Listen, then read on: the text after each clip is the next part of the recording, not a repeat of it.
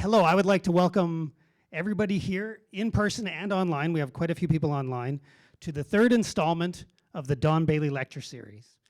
My name is Joel Lanova, and I'm the Interim Dean of the College of Kinesiology here at the University of Saskatchewan.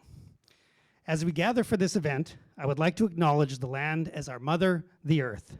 I also invite you to acknowledge the land where you reside.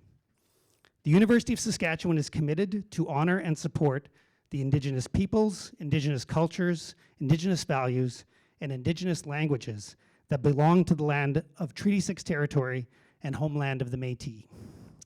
The University of Saskatchewan is committed to working towards mending colonized lands and protecting the land in a way that demonstrates honor, respect, and love. The University of Saskatchewan extends this commitment to all the lands and treaty territories that constitute Saskatchewan and all the Indigenous people that call Saskatchewan home. We are born to the land, and the land claims us. The Don Bailey Lecture Series honors and commemorates the work of Dr. Don Bailey, a foundational faculty member in the college and an amazing researcher. This event marks the first lecture in the series since Don passed away in June of last year. This year's lecture is dedicated to Don's legacy and will be presented by Don's longtime friend and colleague, Dr. Adam Baxter Jones. Don's wife, Donna, was a fixture by Don's side for his entire career. Donna was unable to be here today in person, as she is currently in Queensland, Australia, a place that she and Don visited regularly. However, we are pleased that Donna was able to record a special welcome message for us today. Hello, and it's Donna Bailey here welcoming you and saying hello to you from sunny Queensland. When I first realized that I was not going to be able to attend, I was asked to send a letter of greeting. When Craig Engstrom here at Human Movement Studies at UQ heard this, he said, "Oh, we can make a video." So, welcome, and thank you for attending the Don Bailey lecture. I am sorry not to be there. It's a special occasion, as this is the first lecture since Don has died. I decided to go on this sentimental journey. And so here I am, where Don and I spent so many lovely years recently in Queensland on the Burleigh Beach, south of Brisbane. And I have had exactly what Don and I experienced. The wonderful friends and colleagues have come to visit, and it truly has been a wonderful sentimental journey. Around 1985, when Don sort of retired, the invitation to come was on a yearly basis, and actually that happened for 20 years. What a gift in our life. This is the last lecture that Don gave at University of Queensland in this beautiful lecture hall. And I think it'll remind you. You'd recognize that kind of Bailey slouch right away. And you might hear his voice, that drawl, that slow drawl, as he told stories and showed his wonderful sense of humor, while he was making points about the research that he had done and the implications of that research. I'm really pleased that it's Adam Baxter Jones that's giving the lecture this year. Adam came to the University of Saskatchewan from sunny London. Well, it might have been sunny compared to Saskatchewan, but not really. Anyway, he came in 2000 to the University of Saskatchewan Kinesiology, and that's when his association started with Don. And it was a long, friendly, wonderful time. And so today we are going to be very interested in hearing Adam's insights into that time with Don. Welcome again, and thank you all for coming to this lecture, whether actually being there or from online. It will be an enjoyable time. Thank you, Adam. That was actually a really wonderful surprise. That was a last-minute addition to the program. I am pleased to introduce today's speaker, Dr. Adam Baxter Jones. As noted by Donna in the video, Dr. Baxter Jones joined the College of Kinesiology in around 2000 after being recruited from the UK by Don Bailey himself. In addition to being a faculty member and a researcher in the college for nearly 25 years, Dr. Baxter Jones has also held various leadership positions, both within the college and at the university level. These include Associate Dean and Acting Dean roles in kinesiology and serving as the Interim Dean for the College of Graduate and Postdoctoral Studies. Dr. Baxter Jones is currently leading the USask Health Sciences as Interim Associate Provost Health. Dr. Baxter Jones' research program focuses on the growth and maturation of children, specifically looking at body composition development in relation to physical activity, sport, and exercise. He is a recipient of the 2015 USask Distinguished Researcher Award and the 2012 Saskatchewan Health Research Foundation Achievement Award.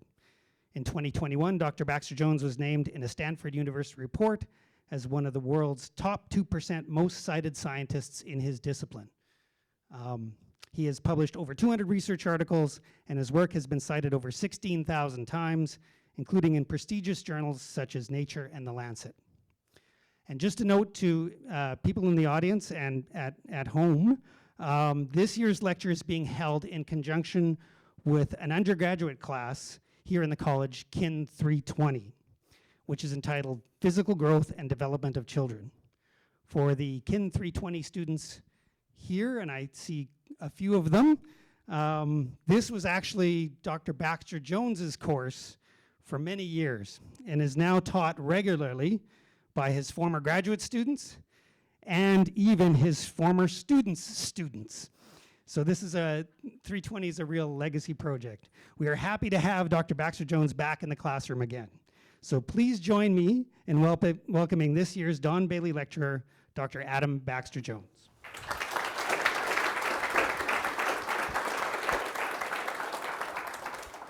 Well, thank you very much for that warm welcome.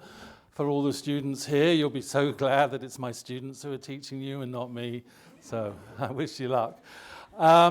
It's a great honor to be the third person to present this lecture. As has been indicated, I've actually known Don longer than the 2000 mark. We actually first met in 1989 when I was at the University of London, just beginning my PhD student. So I would have been about 25 years of age, probably not too much older than some of you here. So that was a long-lasting friendship that lasted, 35 years. And it's a real honor to be here today to present this lecture. Now, previous lectures the lecturer themselves has talked about their work.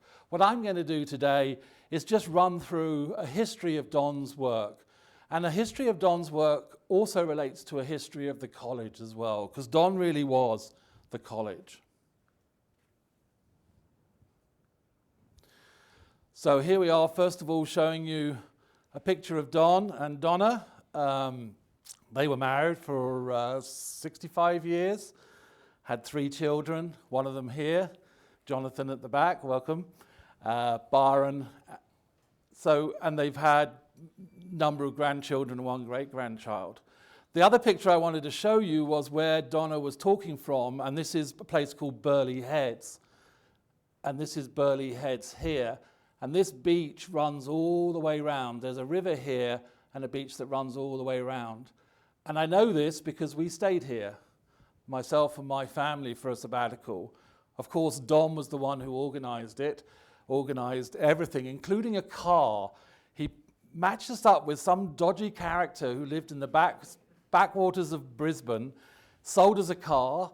It was a diesel, it rumbled, it had no air conditioning, but it cost me about $600. And at the end of my stay, after 5 months, I sold it back to this person for $100 less or something like that. So, but that was Don. He would find things for you. He would organize things for you. He'd always look after you. I also want to give my recognition that Don and Donna and the family were brought up here in Treaty 6 territory and homeland of the Métis. The land meant a lot to Don. Don was a prairie boy. He was born in the 1930s, born in the Depression, but loved Saskatoon, loved everything about living on this land. He had cottages up in Lake L'Orange, where he had an island. My interpretation of this island was it was a bit of a shack that was on here. We'll have to talk to Jonathan later about it. But the only reason you'd get invited up was if there was work that had to be done on this particular project. And then the family also have a place on Christopher Lake. They also have a very close relationship with the indigenous community in Lake L'Orange. And as I say, this acknowledgement of land was really important to us now, but has always been important to Don and Donna. So Donald Alexander Bailey, as I say, born 5th of January 1934 in Saskatoon. His father, Bill Bailey, was a train engineer, traveled between Saskatoon and North Battleford. His wife, Lillian, or his mother, I should say, Bill's wife, Lillian Helena, was a school teacher. And I always remember Don telling me stories about how his mother would get on her horse, ride to school, wrap up the horse, leave it there during the day. Now, I never knew whether he was really pulling my leg or not, but it really sounded like, Saskatoon in the 1930s, the old Wild West. He then attended school, as elementary school, and as a kid, he was really fascinated by these comic books, Dick Tracy, The Green Hornet. Specifically, he loved Joe Palooka, who was a famous boxer of his time. But what Don noticed within these comic books was these advertisements. And I'm not sure if many people remember Charles Atlas, but Charles Atlas basically sold you, for, as you can see here, for 3 cents, a program of fitness so you could go from your 97 weakling to your big, strong man. And again, this is one of Don's pictures. This talks to his great humor. Don, as I said, then attended Newtana Collegiate, and in 1951 was the provincial high school champions. He's number 14, shown here. He was also a great baseball player as well. As you can see, 1952 provincial junior crown winners. All his life, Don was a Cardinals fan. And I asked him, why Cardinals? And it turns out that in the 1930s and 1940s, radio obviously was the medium of where you got involved in your sport, and St. Louis Cardinals syndicated their baseball across the prairies here. So that's how he ended up being a lifelong Cardinal fan. He was also a Boston Bruins fan, but I think we can forgive him for that. Don did his BA in maths as a maths major in the College of Arts and Science here at the University of Saskatchewan. One of his professors then moved to Bowling Green State University, and Don moved with him and switched from doing math to doing an MA in physical education. He then went on to do his Doctor of Physical Education at the School of Health and Physical Education in Indiana University. Now, Don being Don never throws anything away, very much a hoarder. So I actually have up in my office a copy of his PhD. This is from 1959. And what he did here was he basically had athletes with a timer, with a button, and then a light came on here.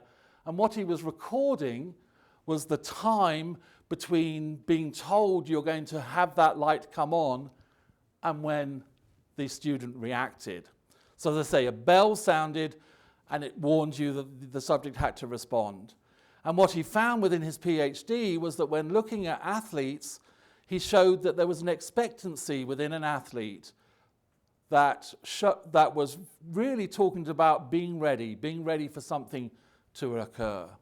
So that was his first major written work. In 1959, he joined the faculty of the School of Physical Education, as it was then. And he worked under the first director, Dr. Orban. I also put up here the fact that, as I said, he kept everything. This is his attendance of the American College of Sports Medicine, April 30th, 1963. There were 38 papers. If you now go to MSSE, as the American College of Sports Medicine, you probably have 2,500 papers now presented. 3,000 or 4,000 participants take part in that. But he was there right at the outset. And then right at the bottom here, I just wanted to indicate, because Don really was about the College of Kinesiology, or the College's physical education as it was then.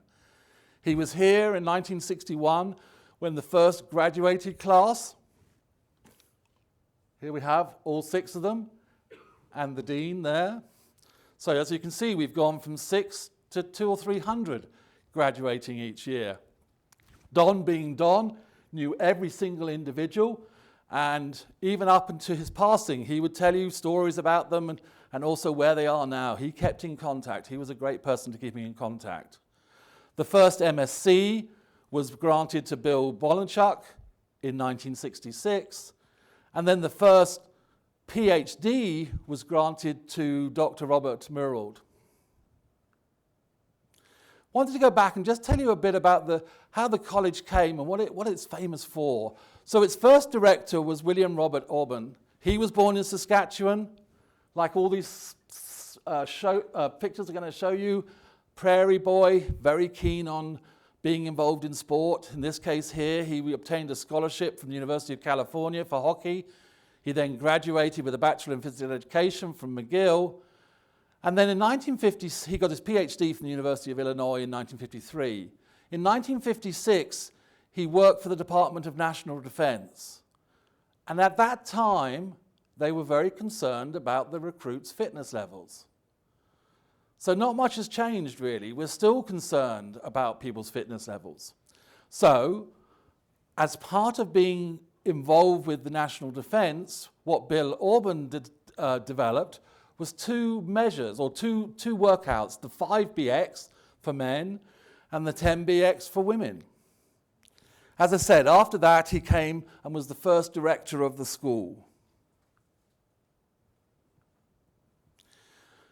In 1964, there was a call put out because the people were worried about children's growth and development. They were worried that the children were overweight.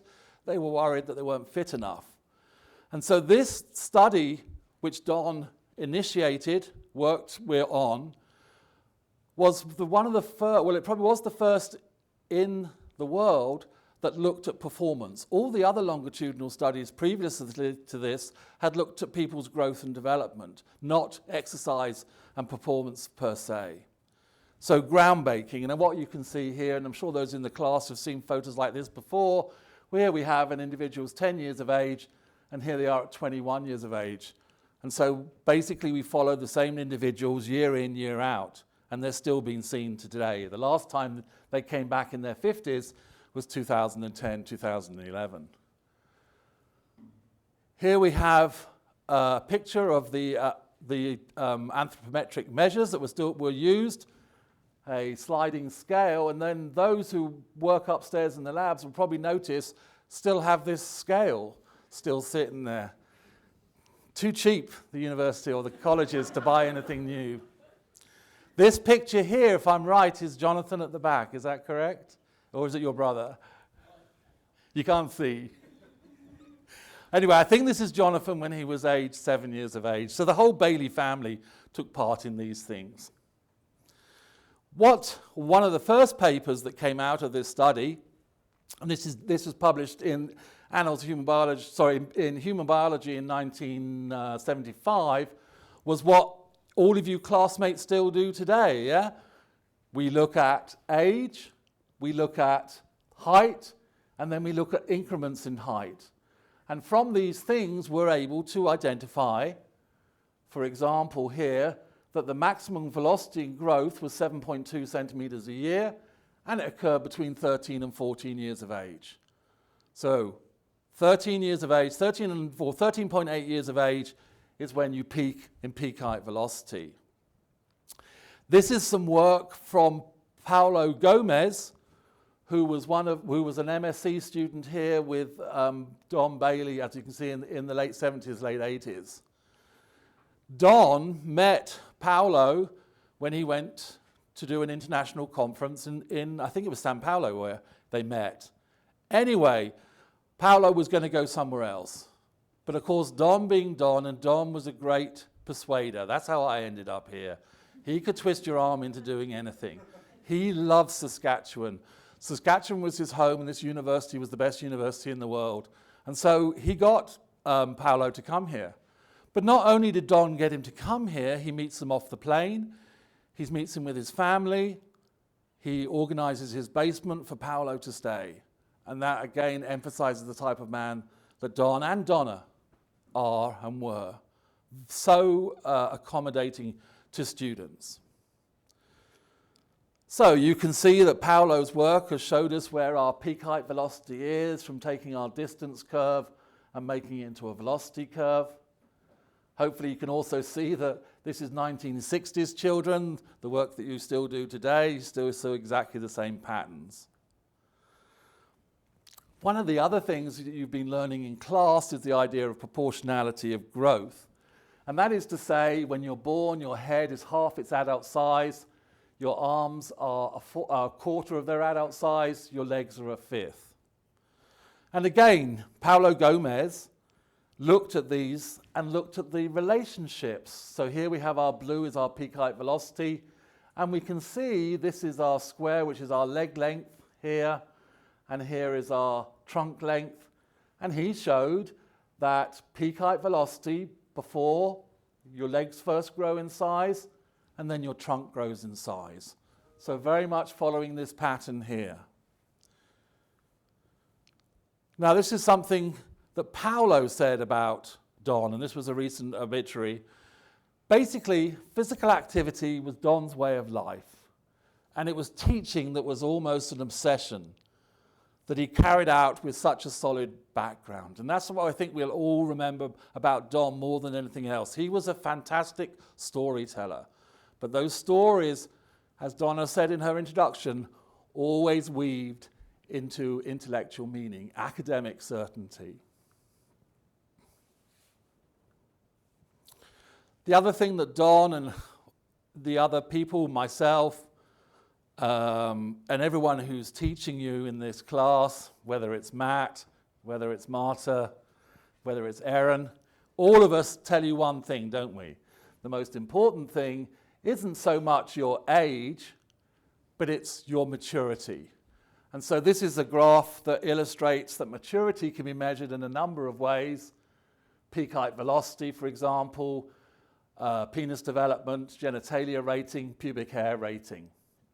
Now, one of the things that Don was also very keen on was making sure that this information went from the universities, from the Ivy Towers, to where the practitioners could actually use it. And for years, we've stumbled around this peak height velocity because you need longitudinal data to measure it. And then measuring things like hand x-rays, teeth x-rays, they required expensive equipment, radiology and stuff.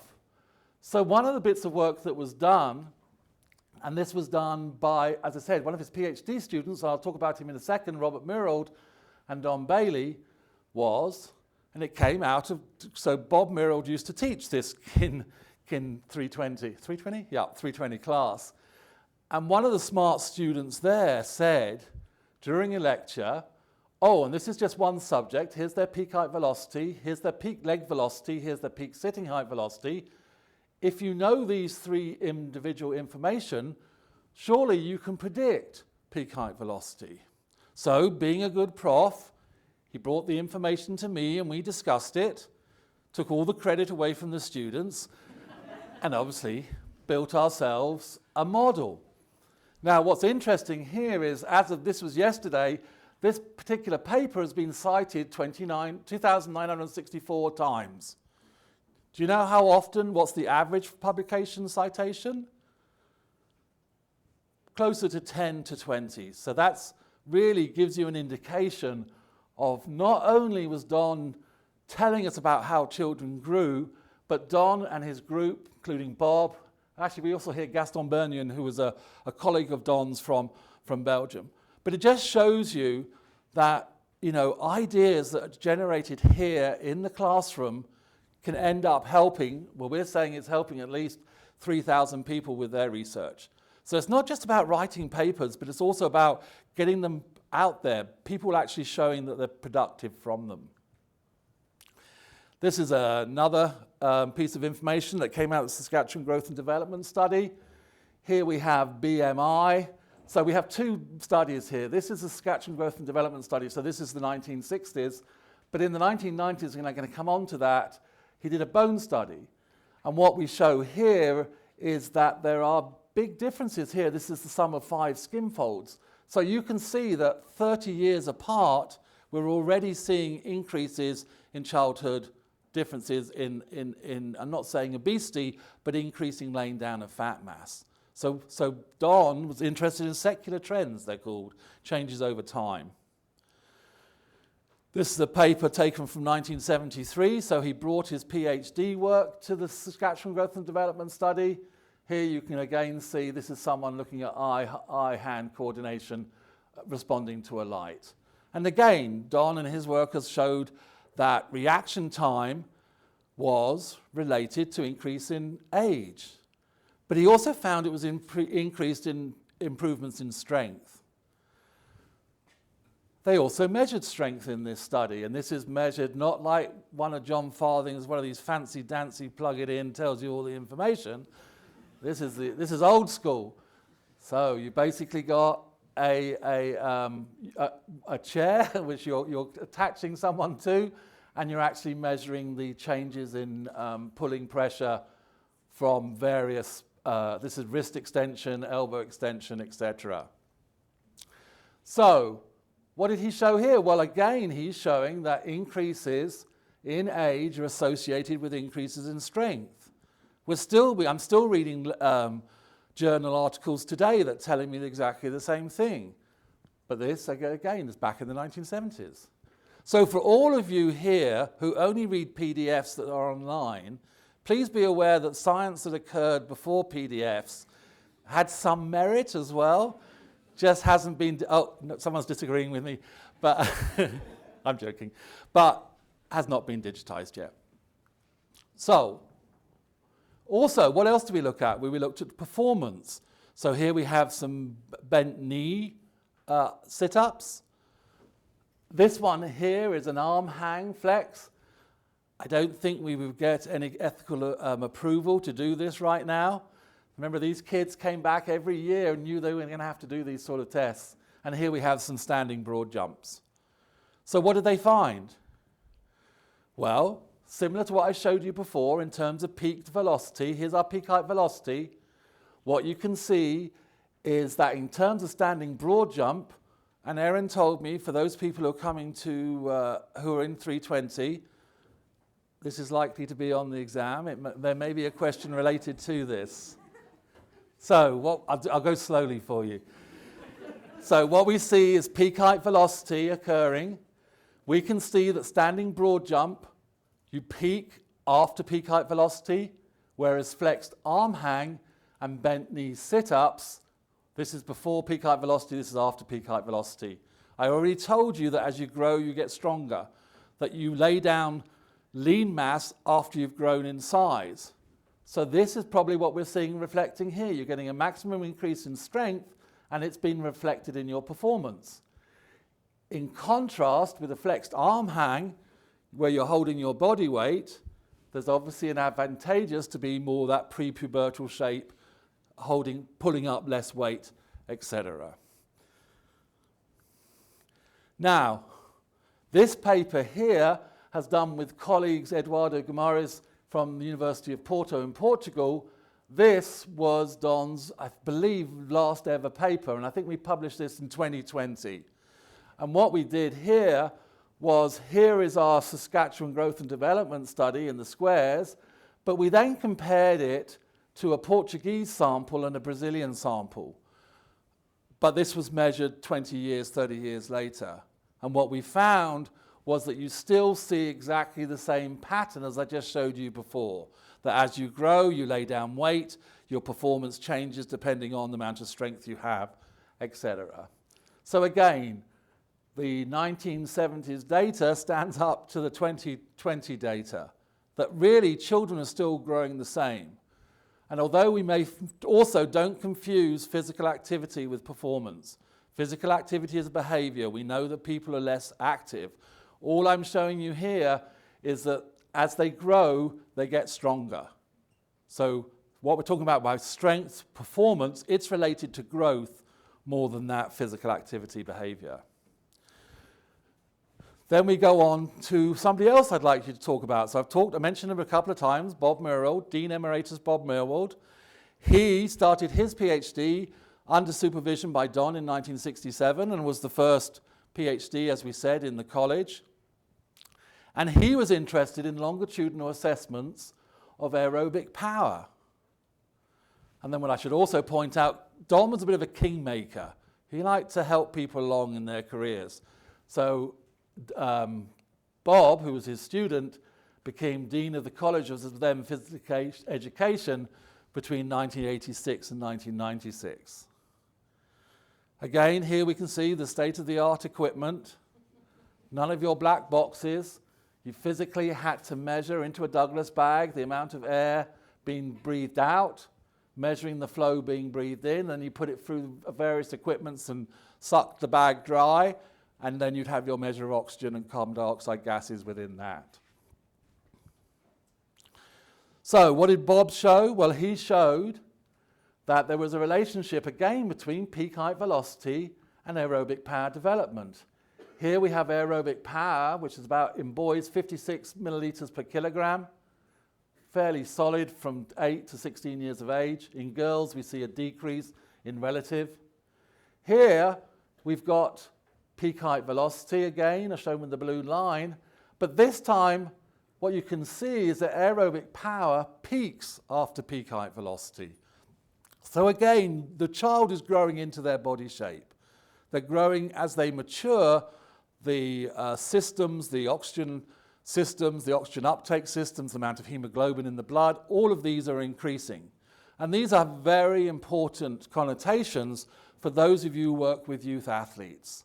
Always be aware that your youth athlete is developing, and you may be the best coach in the world. You may elicit from them real improvements, let's say in aerobic power, so you think they've got more endurance, but at the end of the day, it may just be because they've just got older and more mature. And so that's another thing that we have to always be aware of. What are we seeing? Can we account for maturation? People are always telling us that kids are less fit than they ever were. So this is our growth and development data from 1970s, around about 56. You can see by 2010 it had dropped to maybe about 53 or so. But it's not a great drop. So again, the importance here is the fact that growth plays a major role in this outcome of VO2 max, far more than behavior, physical activity itself. Once you get past 12 years of age, it's all downhill. That's when you start seeing this degeneration in VO2 max development until you get to being a student where your relative value is closer to something like 35, although all these keen kinesiologists, I'm sure if I asked you now, you'll probably say you're all in the 50s and 60s. So. Okay, and then what else did we do? Well, we actually brought these individuals back again. And this is a paper that came out in the Journal of Annals of Human Biology in 2013. And this time we divided them into low, average, and high VO2 max groupings when they were adolescents. And then these data actually compare to their adult values. And so what we've shown here is that the child who was most active or had the highest VO2 as a child retained that VO2 as an adult 25 years later. I can't say it's what they did as a child. It may just be that they maintain for those 25-year distance that if you're active, you remain active. And this is shown by looking at those. You can see that basically 40 to 50% of all individuals maintained their grouping. So if you were if you had low VO2 as a child, you were very likely to have low VO2 as an adult.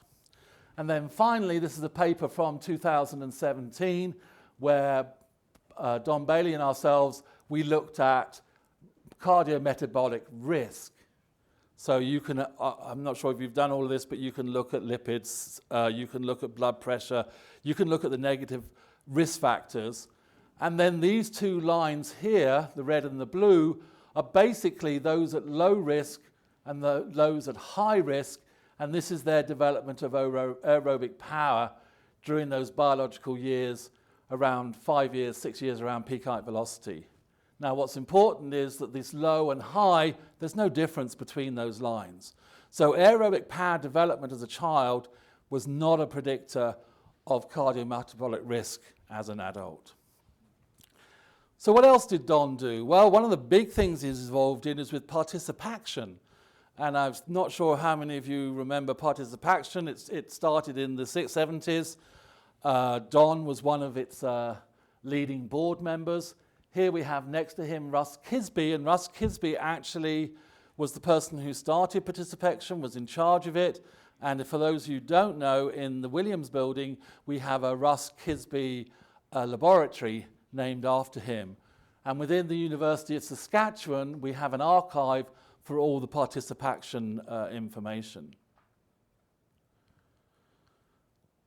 As you can see, a few of the sayings there: the true north, soft and free, the fact that Canada is an undeveloped country in terms of fitness.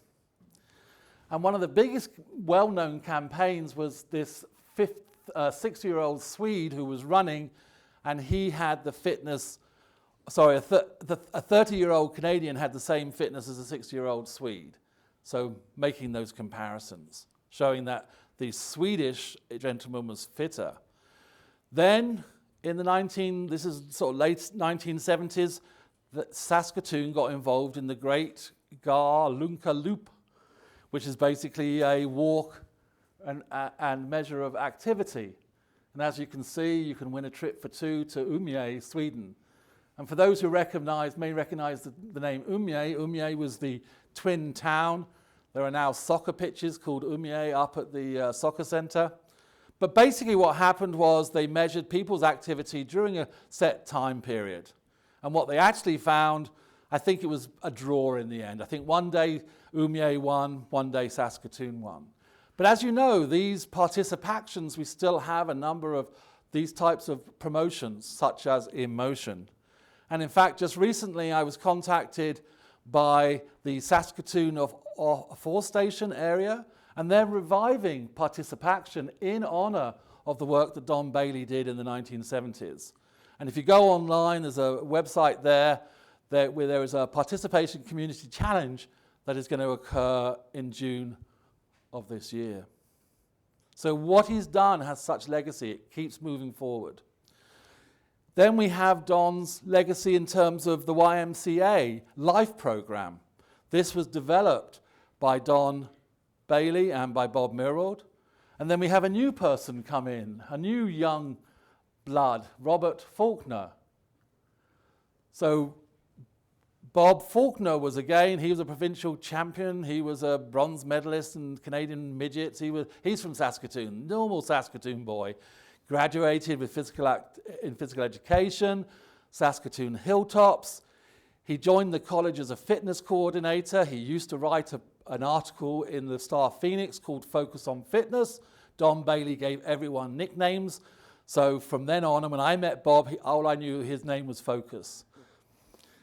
He graduated with a PhD from the College of Physical Education, but most importantly, he became the dean in 1996 when we had our change of name to the College of Kinesiology. Again, here we have another of Don's students making major inputs, major roles in the college. So Bob's work, he looked at this YMCA, he looked at lifestyles such as smoking, alcohol consumption, looked at differences in anthropometric measures, he looked at oxygen consumption by indirect calorimetry, and then he looked at self-assessment of physical activity and divided them into inactive, moderate active, and active good groups. So what did he find? Well, if we look first of all at white status, the blue is overweight, So this is the 1970s, 1980s. 70% of males were overweight. If you look at females, only 26%. Again, we're seeing similar patterns today. Although we keep telling ourselves that things are changing, we're seeing similar patterns. The bottom two graphs are showing weight status. This is for an active non-smoker and non-drinker. You're still seeing, even in those conditions, 61% of males were overweight and 22% of females. So it might drop a little, but those active lifestyles did not initially be shown to have effects on your development. Things like, he looked at smoking history. So the blue here is the smokers, the orange is those who quit, and the grey is the non-smokers. So more males than females smoked. And then also looked at drinking history, which really was very similar.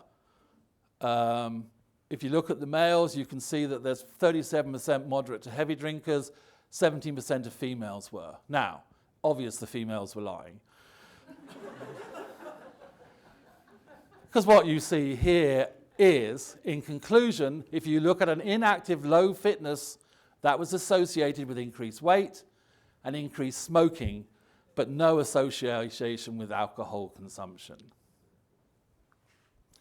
Okay, so now I come to the last major study then. In 1989, this is a measure of fracture incidence. This is boys and this is girls. And what you can see is that during peak height velocity, you get a sudden increase in the number of fractures that children are attaining, I should say. And what Don said here was the relationship between age and the peak incidence of fracture could not be explained solely by an increase in physical activity. Because it's quite often been suggested that boys are just stupid and will do stupid things during adolescence and therefore are more likely to fracture. So that's the question he put out there. So here we have a standard, I'm not sure if you've done your bone development yet in the course, but a standard picture which shows you that here again is our peak height velocity. The more bone that you can lay down during adolescence and childhood, the higher your peak bone mass will be. The higher it is from a fracture incidence threshold. So if you can make your bone stronger as a kid, then you're least likely to, or you're going to reduce the risk of likelihood of osteoporosis in later life. This was the theory. But someone had to prove it. So this is what Don did. He started his second longitudinal study, conceived in 1989, mixed longitudinal cohort, recruiting 220 boys and girls, 8 to 15, and you can see they've been measured since 1991, most recently in 2017. So what did they find? Well, and then I should also say that the data was using a dual energy X-ray absorptometer, various scanners we used, but what we were particularly looking at was the area of the bones and the mineralization of those bones. So remember, you grow from distal to proximal, your hands, your arms, your trunk, etc. So this, in theory, should also affect the way that your bones grow. Bob Faulkner and Don Bailey, this is data initially from 1993, and they created a regression equation that was used to predict what a girl's total body BMC and BMD would be. And initially, the manufacturers, Hologic, used this information. So it's been used worldwide to predict what a healthy child's bone composition should be. Here we have some work by Don Bailey and Bob Merrill. Don never lost the interest in growth. This shows you the growth in summer and winter for boys. Winter below, summer above. Summer, winter. So one of the first longitudinal studies to show that you grow more in the summer than you do in the winter. What else did he show? He looked at intake, calcium intake. This is one of the first studies to show what the average mean calcium intake is going to be. And in boys, it was 140, in girls, 113. Again, these data have been used across Canada for looking at predicting what your annual daily intake of calcium should be, because not only did we measure calcium, but we also measured bone and showed a very strong relationship between the two, and showed that here is the amount of calcium that you should consume to have healthy bones. This is a paper in Annals of Human Biology from 2003, and this is just showing that Don was up at all about aligning by chronological age, years, biological age, years from peak height velocity. So again, it would seem there's no difference between boys and girls in bone. This is bone, total body bone BMC. But when you adjust for the fact they're different maturity, you can see that even from 4 years pre peak height velocity, which is roughly about 10 years in girls, 12 years in boys, you can see there are already differences in the amount of bone that boys and girls have. So, in 1989, Don posed the question whether or not, why was there more fractures occurring during adolescence? It only took, this is 2011, so it only took 22 years to answer that question. So what did he show here? Well, we've shown, we know when peak height velocity occurs, we know there's 2 years difference between males and females. But we also know that after you've grown, you lay down the area of bone, in this case femoral neck area, 1 year.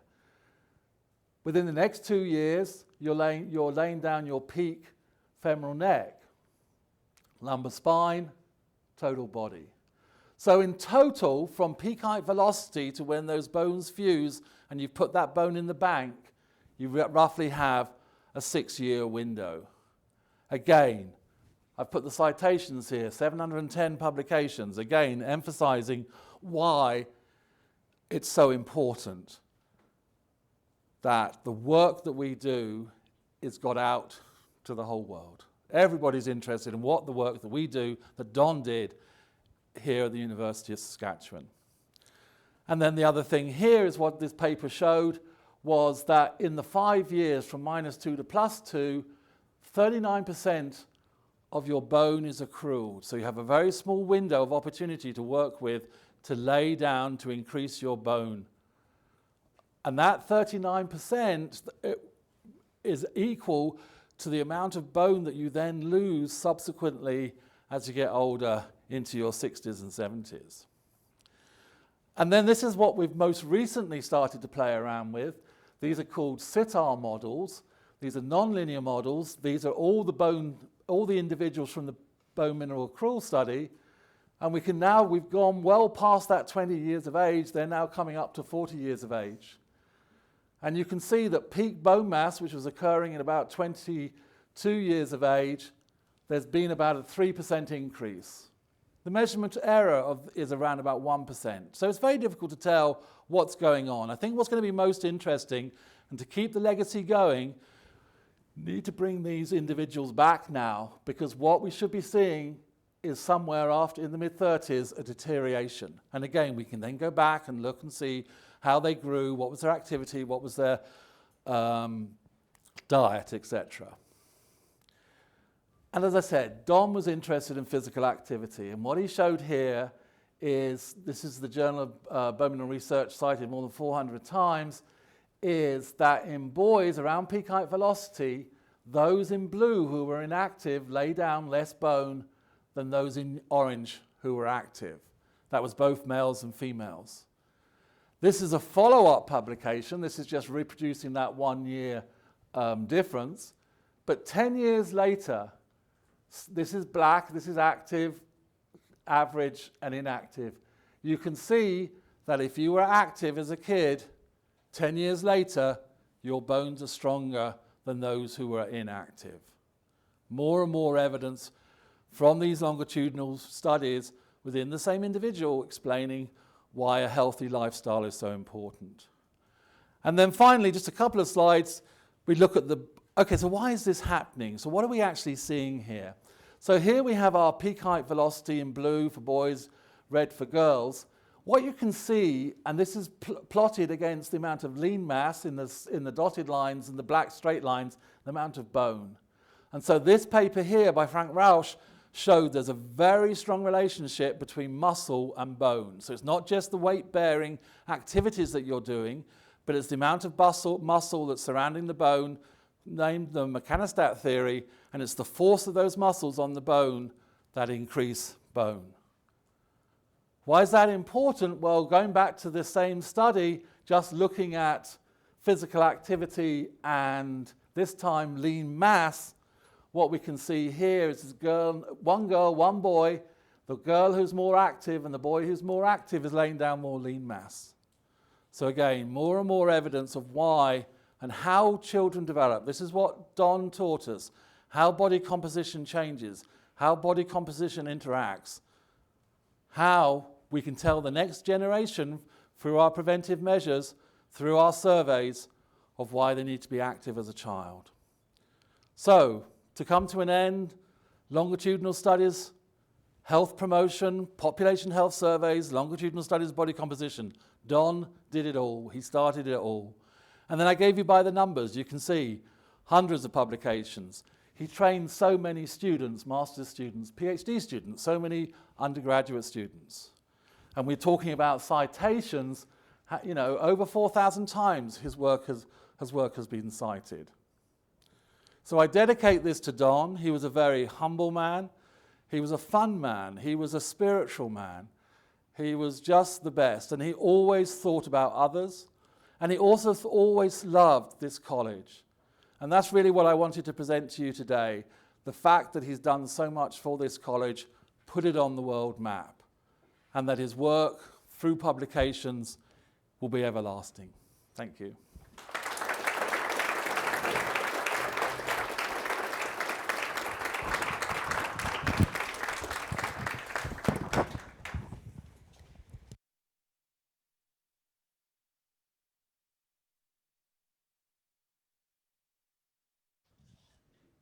Thanks, Adam.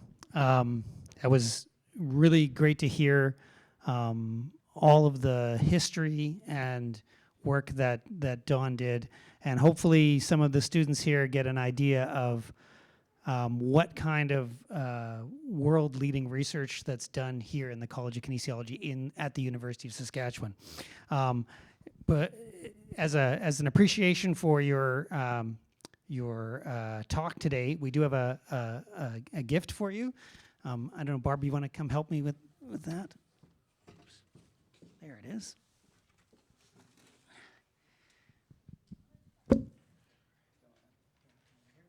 Great, thank you very much. Little enlarged, wouldn't you say?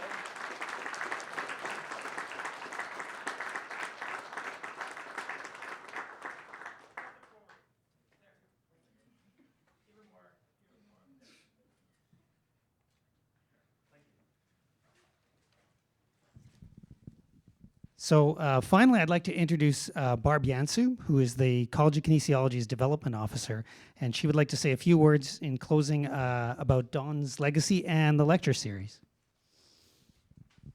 Well, this was fun because I remember sitting, oh, can you hear me? I'm usually pretty loud, like you don't usually need a mic with me. Some people are online. That's fair. Okay, yeah, well, I appreciate the online folks.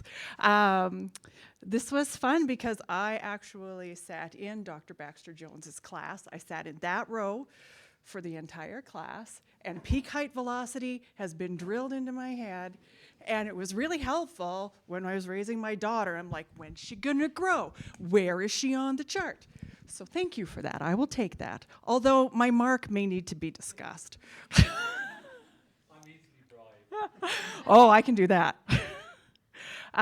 So in 2006, Don, Donna, and along with faculty, staff, and supporters came together to establish the Don Bailey Lecture Series. By raising $25,000, the college and Don were able to deliver these lectures to enthusiastic students like you guys. You're all so exciting and shiny. And communities worldwide have had the pleasure of hearing Don's words. Today I wanted to personally acknowledge Donna. She recently made a generous contribution to the Don Bailey Lecture Series so that we can ensure that Don's legacy continues for years to come. Because I am the development officer, there are some pledge forms and my business card are at the back, so if anybody is interested in continuing to help us move this forward, great. And as students, once you get out and become alumni, I will probably call you. So thank you very much, and back to Dr. Lanavas.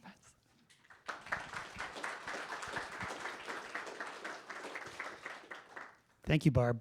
I'd like to wrap up this afternoon by extending a thank you to the Event Planning Committee, the donors to the Don Bailey Lecture Series, Dr. Baxter-Jones, Donna Bailey, and everyone who participated in creating and attending this special event. And one final note, especially for the students in the room, but everybody else, there are some refreshments just across the hall in 231, and I invite you to stay and mingle afterwards. And thank you, everybody, for attending the lecture.